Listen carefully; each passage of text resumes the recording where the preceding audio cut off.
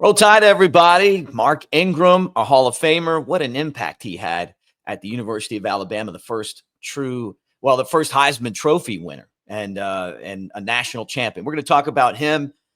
Should Alabama be able to claim Jalen Hurts? This is going to be funny. And how many day one picks? All that and more right here on Cover Crimson. $25 off the annual subscription, by the way, right now, if you join us on covercrimson.com. And we talk about all the Bama stuff going on every day on the message board. So check us out there. Let's get this thing started. And it's great to see all you guys. Roll Tide.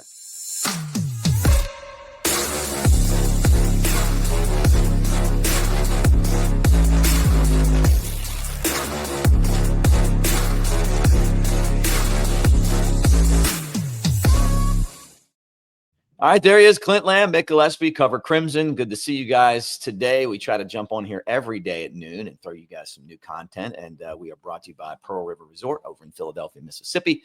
Clint, you put this together today, and I like the topics. First off, congratulations to Mark Ingram on the third a couple of days ago, inducted into the Alabama Hall of Fame, right? And that's pretty cool because he deserved it. Yeah, he definitely deserved it. There's no doubt. Alabama's first ever Heisman Trophy winner was a massive part during that Heisman Trophy season, helping lead Alabama to its first national championship in 2009 since 1992.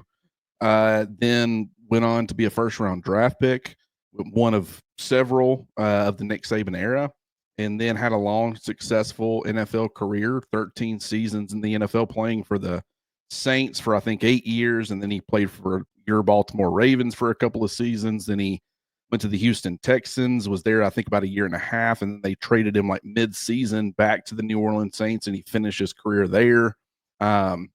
Really interesting kind of story with him, just being a guy who, think about how fondly he's viewed as an NFL running back, and he didn't have his first 1,000-yard season in the NFL until year 6.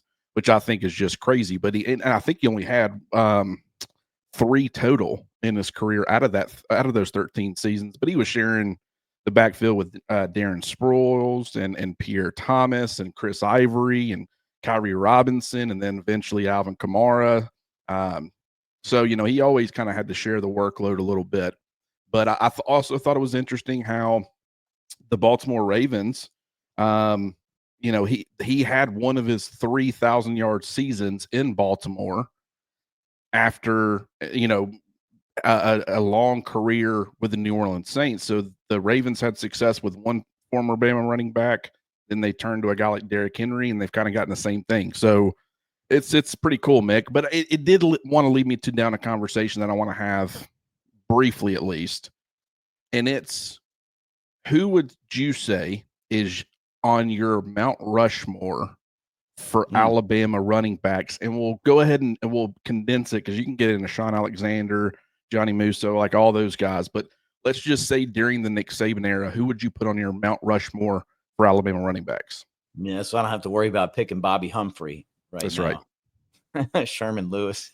Bunch of good ones that you could put. That's why I didn't want to do it. That's too much debate. Yeah, right. Well, Mark Ingram, Derrick Henry, because they won Heisman trophies, national championships. Then you get after that's a ton of dudes. I always liked Trent Richardson a lot, just really did. In college, he was so good. Man. There's, you can sit I'll here. tell you what, Eddie Lacy, the circle move. Oh my So goodness. these are some of your options. These are all 14 of the running backs who were selected during the Nick Saban era. 14 running backs in 17 years, including 5 first-round picks, 3 second-round picks, 4 third-round picks. So out of those 14 running backs, only 2 of those did not go on day 1 or day 2 of the NFL draft. Mm-hmm. That is incredible. But out of this list, you got Trent Richardson was obviously the highest drafted guy, number 3 overall. Would you have guessed Jahmyr Gibbs originally? And I totally botched this, but originally, before I pulled this list up, I was going to kind of try to quiz you and say, who do you think was the second highest drafted running back in the Nick Saban era?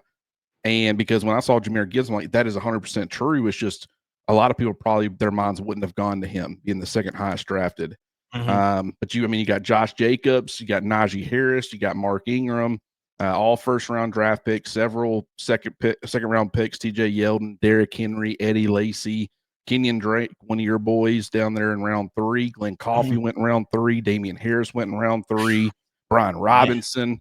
Then you got Jace McClellan in round 5 and Bo Scarborough in round 7. That I listed all of them for those podcast listeners who don't have the graphic. But based off of this list, does that change anything for you or remind you of somebody that maybe you would have forgotten otherwise? No, I mean, I think it still comes down to Derrick Henry and Mark Ingram. And then, I would probably put Trent Richardson on there. And then, I don't know, Eddie Lacy. I'd probably give it to Najee Harris, probably the other guy. But I mean, it's tough. I mean, it's once you get past the 2 Heisman Trophy winners, and there isn't like Derrick Henry to me but it's crazy that he didn't get drafted higher than 45th overall. But I mean, like he was unbelievable, and he still is, which is crazy. But there's so many great ones on here. I look through and I think of all these guys and think, man, like Bo Scarborough was awesome. Chase McClellan was a really good one. Brian Robinson was just a workhorse. Damian Harris was awesome. Glenn Coffey was like that guy that I can still see him running through Auburn when we finally beat them. Kenyon Drake, how many big moments did Drake have? He won a national championship on that long kick return. Eddie Lacy running through Notre Dame. Derrick Henry just pounding everybody. TJ Yeldon against LSU and all the great stuff he had. Obviously Mark Ingram and I see him down in Atlanta running through the Gators. Najee Harris, doing all those things in 2020. Josh Jacobs, like, who is this guy? Oh, he's going to find a way to get on the field, and him making plays. Jahmyr Gibbs, probably the most just crazy talented. We didn't have him long enough, And then Trent Richardson, just a beast out there. I was at the Ole Miss game where he made like 3 or 4 guys miss on one move on this, just an incredible moment, So this is a great list. Yeah, there's so many different ways of looking at it because, I also I think Mount Rushmore for me is pretty easy because I do think it's going to be your 2 Heisman winners. I think it's going to be Najee Harris pretty clearly for me when you look at like the career rushing yards and, just the way he was a productive player both in the run game and the receiving side of things as well. And then Trent Richardson, I wonder how NFL success or lack thereof for some of these guys, maybe a guy like Trent Richardson kind of affects how people perceive or remember his time as, an Alabama running back. But there was one point where, I mean, as good as Mark Ingram was, everybody believed that Trent Richardson was light years better than him, which is why in the eyes of NFL evaluators, like he goes number 3 overall versus number 28 for Mark Ingram. He just was viewed as a very rare player. But one of the big problems is Alabama's offensive line was so good that you really didn't see his inability to see the field, the lack of vision and stuff. And you saw that show up on the NFL level. But, who would you say? Okay, Derrick Henry is probably going to be both of our number 1s. Would you agree? Yeah. Who would you say is your number 2 best running back of the Nick Saban era? It's funny that just going back to your conversation about Trent Richardson versus Mark Ingram. I worked with Martin Houston, who was a fullback on the 92 championship team. And he kept telling me that Eddie Lacy was going to be a lot better than Trent Richardson in the NFL. And I didn't believe him because I was one of those guys that like just couldn't look at Trent Richardson. He was like Mike Tyson to me. I mean, just built to destroy, But what Martin noticed is that he just didn't follow his blocks. He was so good that he didn't have to do the technique stuff. And that he said at the next level you have to. And that he felt like Eddie was better at reading blocks. And he was exactly right. I think the other part of it is that Trent wasn't able to handle the discipline that it takes to be a great NFL player. But there's nobody that came through with a better skill set than Trent Richardson. I believe that to this day. But I still think it's Mark Ingram second. I mean, just Well, man, that's, you know what, God, when you put those stats up there, Najee with 26 touchdowns, you know, oh, man, I don't know. I got to give it to Mark Ingram though, because that team was built around him running the football, you know. That is the debate that you have. The reason that Derrick Henry has to be your unanimous number one pick is, and this is nothing against Jay Coker, because I know this is about to come off as a slight towards him. It is not, boy. I promise you. But that offense was built around Derrick Henry, man, and right. He carried that offense. If you were to take, you know, because Najee Harris is he is in the conversation. He's probably going to be my number 2 selection.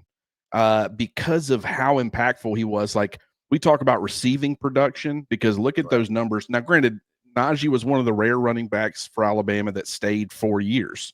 But when you look at his career carries, Derrick Henry was at 602. Najee Harris was only at 638. So despite the fact that he stuck around for an extra season, he only had 36 more carries than Derrick Henry did. And yet he's 250 more yards rushing for his career and had 4 more touchdowns. So if you 36 carries more, let's say divide that up into 2 games, 18 carries a game. For those 2 games, he averaged 18 carries, 125 yards, and 2 touchdowns more than Derrick Henry. You know, so it's a significant amount more that he's got than Derrick. But then you look at the receiving production, and that's what I don't think we talk about enough. Like, in the Nick Saban era, no running back had more receptions. Najee Harris had 70. He had close to 800 yards and 11 touchdowns. And you look at like the most receiving yards in a single season for a running back during the Nick Saban era, and it might be of all time. I've just never gone back and looked. Jahmyr Gibbs had 44 catches for 444 yards and 3 touchdowns. Really, really, really good receiving back. But Najee Harris, during that 2020 season, he had 43 catches for 425 yards and 4 touchdowns. Plus, the season before, he had 7 receiving touchdowns as a running back. Now, granted, another thing to add to that is the fact that it was during that, his best, most productive season was during that COVID year. So he had fewer games than some of these other guys, like Derrick Henry going to the national title, playing 15 games. Najee only got 13 during that season, still had a heck of a year as far as close to 1,500 yards, 26 touchdowns that season. You look at Derrick Henry's 28, which is, the most in school history. If Najee would have gotten an extra couple games like Derrick did during that season, he might have tied or beaten that. So it's like, but at the same time, if you take Najee Harris off of that 2020 team, are they impacted? 100%. Does it cripple them to a point where they're not even remotely the same team? I don't know. I don't think so. So for that reason, it's like Derrick Henry carried Mark Ingram in a lot of ways. I love Greg McElroy to death, but let's be honest, Mark Ingram helped carry that 2009 team. It was a massive part of it. It was run game, it was defense, and it was game manager quarterback, which is not a slight, by the way. But you take Mark Ingram off of that team, and that might look vastly different as well. So that's the debate that I have, is production versus what they meant to the team. Mm-hmm. And the fact that Mark Ingram's got the Heisman, I think that really helps him. But Derrick Henry's my clear-cut number 1.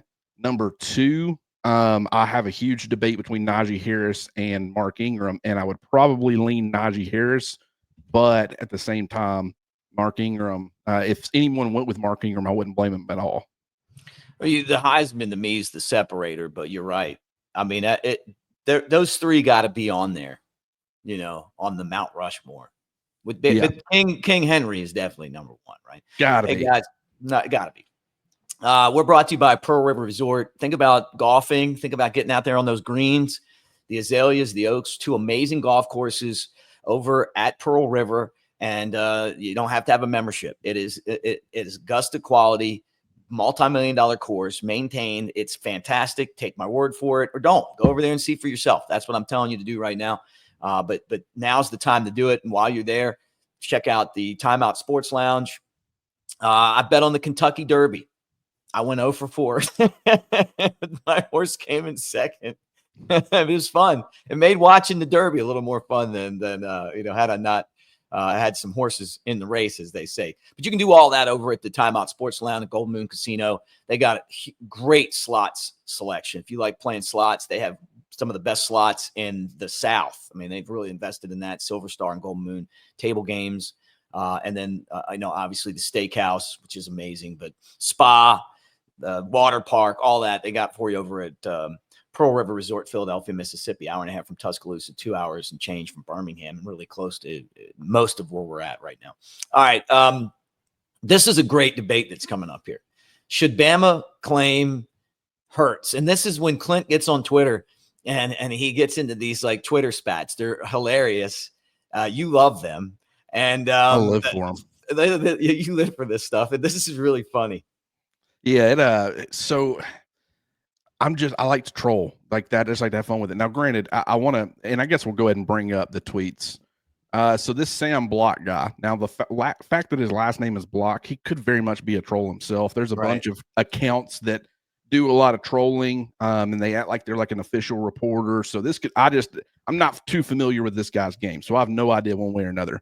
But he made a tweet, just over probably a week ago, that was talking about Ohio State quarterbacks. And he said Joe Burrow, first round, CJ Stroud, first round, Justin Fields, first round, Dwayne Haskins, first round, Kyle McCord, sixth round, Will Howard, sixth round, and Quinn Ewers, seventh round. And then he followed it up and he said Ohio State is the new QBU.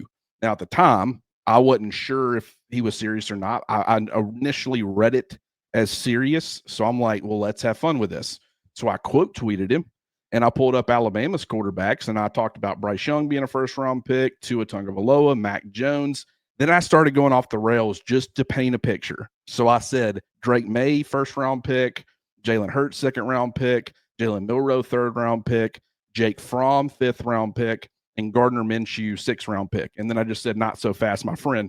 The point of that was to be as absurd as I thought that original tweet was being. And when you include Joe Burrow, who never started a game for Ohio State, and you include Quinn Ewers, who was only there for 1 year and then transferred and pretty much was there to get a paycheck, and that's it. That's where I'm like, that's where I saw the absurdity. Like a guy like Kyle McCord, in a lot of ways, he is Jalen Hurts-esque for them. Like if they wanted to claim him, I mean, that's when I'm like, okay, that's fine, because he was at Ohio State for 3 years. He was a 1 year starter. Now, granted, Hurts had a couple of years as a starter, but I'm like, okay, he was spent enough time there. He only went and spent 1 season away before getting drafted. That's fine.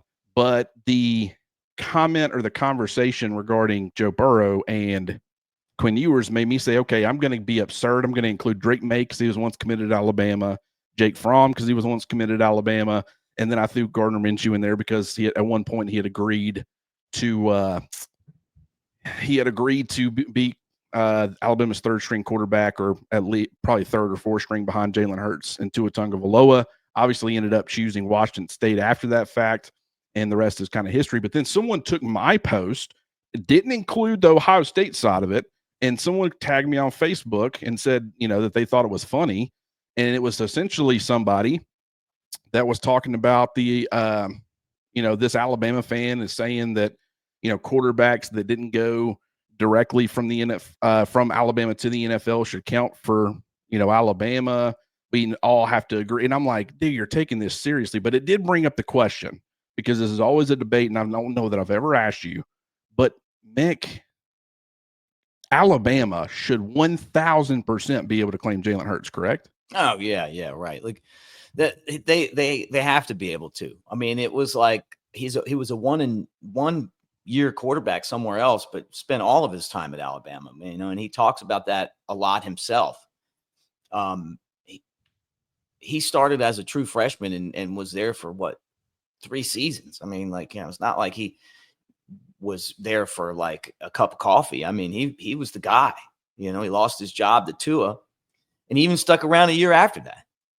So I definitely feel like he's part of the Alabama quarterback family. I don't think there's any doubt. Plus, he has a Daniel Moore print, and if you get a Daniel Moore print, that means you're a Bama guy. He's the only true freshman to ever start at quarterback for Nick Saban at Alabama, correct? I think so, yeah. I can't remember. I mean, Bryce Young obviously didn't. Tua didn't. He ended up coming in the second half against Georgia, but he didn't start any of that year. Blake Barnett was not a true freshman. I'm pretty sure he's the only true freshman to ever start. Like, that has to count for something. He led them to a national championship appearance. He took them, or was the starting quarterback for a team that went to back-to-back national championships, and he was the starter for both years. Ended up getting benched and replaced. Totally understand that, but I think a lot of that had to do with the talent that was behind him in Tua Tagovailoa. Yes, Alabama was limited. Yes, Alabama was struggling, but if they don't have a talent like Tua Tagovailoa sitting behind him, who had been playing all year, showing flashes, everybody knew he had that it factor. Nick Saban does not make that move unless he really believes the guy who can come in gives them a better chance to win the football game. And that's exactly what Tua did. But it's like, yes, it was through poor performance from Jalen, but there's very few quarterbacks, even during the Nick Saban era, that would have been in a position for Nick Saban to be willing to send Jalen Hurts to the bench in favor of. So, I mean, and Alabama just so happened to have one of those guys, maybe the only guy on that roster. So, and I mean, Nick Saban helped him pick his next school. How often does that happen? Like, that was a collective effort. It was Nick Saban always had Jalen Hurts' best interest in mind. He always pulled for him. I mean, I don't think there's any question, man. Jalen Hurts, he might have Oklahoma next to his name when, on the Philadelphia Eagles roster, but I mean, he's an Oklahoma quarterback. If they want to claim him, for sure. They help with the development. I don't think Jalen Hurts is Jalen Hurts, the reigning Super Bowl winning quarterback without Oklahoma, and I don't think he's that guy without Alabama. That's the bottom line. The both programs left an imprint on him that, I don't think Ohio State did that with Joe Burrow. You know what I'm saying? I think Joe Burrow becomes Joe Burrow once he got to LSU. Really, when he took that hit against UCF in the bowl game at the end of his first year as a starter there, it's like they knocked quarterback play into that guy. Like, it was crazy. He got up, and for the rest of that game, he looked like the Joe Burrow that he was all throughout the 2019 season and who he's been in the NFL. But it is not the same thing. It's not even remotely the same thing, in my opinion. If Auburn fans want to claim Bo Nix, I mean, I guess I'm fine with that as well. But Jalen Hurts is an Alabama quarterback, no doubt. Yeah, no, I agree with you on that for sure. And I love watching the guy have success, man. I mean, I love it. Like, it's been so much fun watching him have a great career. I mean, I remember when Saban was crying about, like, how much he liked him, how important he was. Like, like, it was just one of those special moments where you realize that Saban cared so much about the players, Right. And him being that guy. So congratulations to him, for winning a Super Bowl. And then that's a fun topic for you, like anytime you get a chance to start a big wave of talk on there. It's amazing how many people took that tweet seriously. You know what? I thought including Drake May and Jake Fromm was going to be, two that was going to give it away, that I was being sarcastic. But the one that I thought was just going to absolutely drive this home was Gardner Minshew. I don't know. He was an East Carolina quarterback who went to Washington State. I mean, he's been in the NFL for forever. I just thought that everybody would look at him and be like, wow, this list is absurd. I did point out, though, after that person made that Facebook post taking that seriously, I'm like, if y'all don't stop, I'm going to start putting Arch Manning on here too, because he took a visit to Alabama, an official visit that one time. I mean, it's funny how people, I don't know. I guess we need a sarcasm font on Twitter, but yeah, it was a fun conversation. And, Jalen he's a guy that represents everything that you want an athlete to be. I mean, he faced adversity at Alabama. He put his head down. He went to work. He got better throughout that season where he wasn't the starter, didn't bail, goes to Oklahoma, continues to work to get better, gets to the NFL, always putting, his teammates and team first, handles things the right way. Definitely has a lot of Nick Saban answers when he gets asked questions. Like, he's got that mentality. Kalen DeBoer is going to go on quite a run here. He's going to win several national championships, but when he's Nick Saban's age and he decides to kind of finally hang it up, I'm all for Jalen Hurts by that point when he's done with his playing career, taking over for him and keeping the train rolling. Love to hear that. I hope you're right. It'd be great if you are. I'd love to see a bunch of championships come out of Kalen DeBoer. Hey guys, thanks for hanging out with us, by the way, on Cover Crimson, and take advantage of. We got a deal for you. I'm wearing the Roback right now, right? Roback. Room 20. Get you 20% off when you go to roback.com and look good. I love this shirt, by the way. It's comfortable, black slimming for a guy like me. So so appreciate them a lot though. And appreciate the fact that you can use this code, to get 20% off, and everybody's kind of getting their golf gear ready and all that stuff. So do it now. All right. How many day one picks for Bama in the 2026 draft? I think 2. Okay, who would be your 2 picks? One of the offensive linemen, Proctor or Roberts, and then Damani Jackson. He's gonna have a huge year.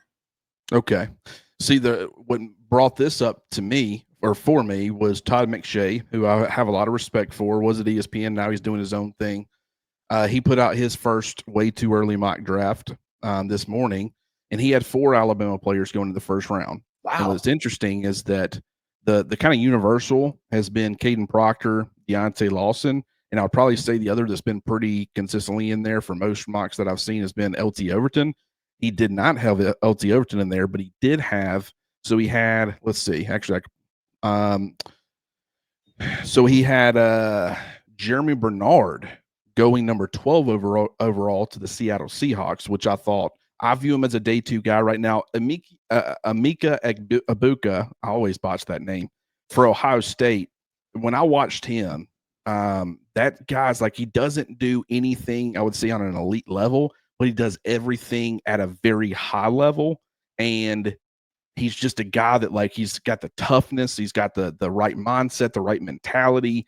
He's just good at everything. So while he's not like this dynamic player, at least not to the caliber of some of the other receivers that were even in the 2026 draft, or 2025, he's just good all around, and he still went in the first round. Right. Jeremy Bernard could be that guy. Like, he's got a lot of those tendencies. I more so view him as like a day 2 guy right now. We'll have to wait and see. But then they had him going to the Seattle Seahawks at number 12. They had Deontay Lawson going to the Arizona Cardinals at number 15. His injury, I still got to see it. Like, I just don't know what he's going to look like. The linebacker position, sometimes it's devalued. Jahad Campbell had the injury concerns. He fell to the very end of the first round, and that was just a shoulder problem. Deontay, like, how healthy is he? He's always dealt with injuries throughout his entire career. So, how does that affect him? But I think it's good that he's pretty much, most people have him going in the first round. Damani Jackson going number 16 to the Pittsburgh Steelers. And then you had Caden Proctor going to the San Francisco 49ers at number 23 overall. There's a couple of things about that. I like that Damani Jackson is being included in his first round projections, because I do feel like, based off his skill set and the fact that the production was coming on, he had his first 2 career picks at Alabama this past season. He set a career high by a wide margin in pass breakups with 7. So the production is starting to catch up with his skill set. I do think he's a first-round talent, and more people need to be picking up on that. But I also like the fact that a lot of people right now have Caden Proctor going in the top 10. With where I see him, I understand where you're getting that, but that's not where he's at right now. That's projection. It's projection with a lot of people. I get it. But with Proctor, I like that he's going in the 20s right now. That feels more realistic. And Todd McShay had him listed as a tackle/guard. So he's acknowledging there's a lot of upside. There's a really athletic guy for a guy his size, but he's massive, needs to continue to get in better shape, needs to be more consistent, but was a lot more improved last year. I think he's going to be more consistent, but it is possible that an NFL team more so views him as a guard, where you don't have to worry about the edge speed. And someone commented on it and said, there's no 6'7", 6'8" guards in the NFL. And my response immediately was, the Giants just announced they're moving Evan Neal from right tackle to guard, and he's 6'7.5", or that's what he was at the combine. So that's not true. So yeah, I like that he's got Caden Proctor at number 23. The one that he didn't have that I think should be included is LT Overton. I think he's kind of like the defensive line version of Damani Jackson, but Damani Jackson actually started getting that production last year. We're still waiting to see that from LT Overton, but the skill set and the abilities are really a first-round guy. He's just got to have the production to back it up. I love it, man. Well, look, if they have 4 first-round picks, I'll be great. It's going to be a good season, really good season.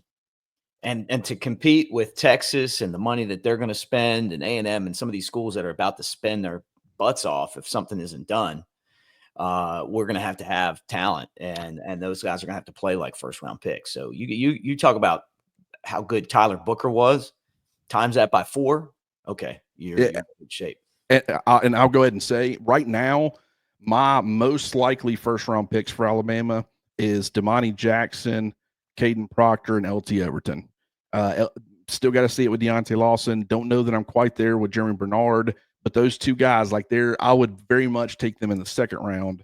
And so, Alabama, 3 first-round picks, some second-round picks. Ohio State had 4 this past season, or excuse me, this past draft. That was just over a week ago, and they won the national championship. They had 4 first-round picks, couple second-round picks. I think Alabama, if they're in that 3 to 4 range with day 1, and then could sprinkle in a couple of more on day 2, I think that would bode well for the national title chances. All right, well, guys, that does it for our show today. I want to tell you again that we're brought to you by Pearl River Resort over in Philadelphia, Mississippi. And again, it's 1.5 hours from Tuscaloosa, 2 hours and change from Birmingham, and take advantage of great golf course, Dancing Rabbit, 2 casinos with slots and table games, and the sports book and the spa, and a water park. And it's great. So we appreciate them. And then Clint, Cover Crimson. What do we got going on? Cover Crimson, not just on YouTube, but now you can get us on all the platforms. Yes. If you're someone that prefers the podcast form, you're not really a YouTube fan, but you felt like that's the only place to get us, the Cover Crimson Podcast Network. You can search that on Spotify, on Apple Podcasts, really wherever you get your podcast or listen to your podcast, and it is available. It is not just simply Cover Crimson. That was a different channel that we had. Things kind of got convoluted there. This is everything under one umbrella, all the elephant in the rooms, all the Bama and bourbons, all the Cover Crimson daily stuff. So the Cover Crimson Podcast Network, please go follow, set it up where it does the automatic download where you don't have to do anything. We very much appreciate it. We're trying to grow that side of things. And if we can, our staying power and being able to continue to do this, continue to get what you and Coker provide, continue to get the Jimmy joining me on here, hopefully weekly. We'll have a lot more staying power as far as being able to continuously do that moving forward. So would very much appreciate it if everybody would get over there and do that. Roll Tide, guys.